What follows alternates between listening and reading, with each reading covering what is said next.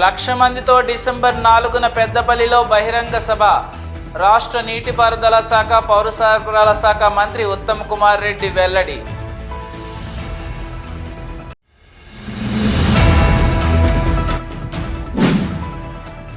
Ramagundam corporation 21వ డివిజన్లో జరిగిన గాల్మీ షరీఫ్ పండుగ వేడుకల్లో పాల్గొన్న రామగుండం ఎమ్మెల్యే రాజ్ ఠాకూర్.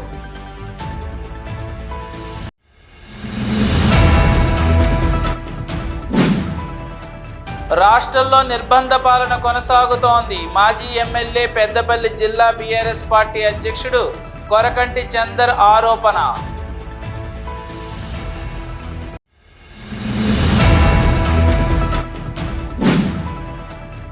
ఎన్టీపీసీ టౌన్షిప్లో వైభవంగా పడిపూజ మహోత్సవం.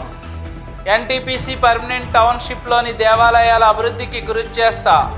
రామగుండం ఎన్టీపీసీ ఆర్ఈడి కేదారి రంజన్ పాండు హామీ.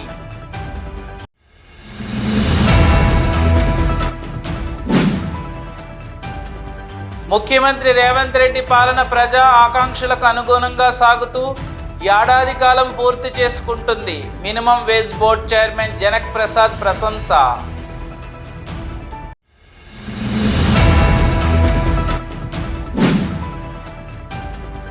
రామగుండంలో ఏ చిరు వ్యాపారికి నష్టం జరిగిందని మాజీ ఎమ్మెల్యే బంద్కు పిలుపునిచ్చారని ప్రశ్నించిన కాంగ్రెస్ పార్టీ జిల్లా అధికార ప్రతినిధి మోహిత్ సన్నీ.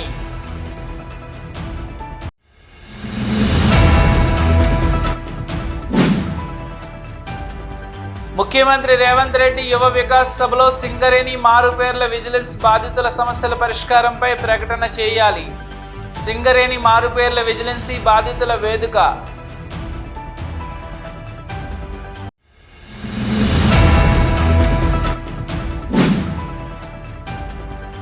ముఖ్యమంత్రి రేవంత్ రెడ్డి ఏడాది పాలనలో సింగరేణి కార్మికుల డిక్లరేషన్లో ఒక్క హామీ కూడా తీర్చలేకపోయారు. సింగరేణి కార్మిక సంఘాల ఐక్యవేదిక ఆరోపణ.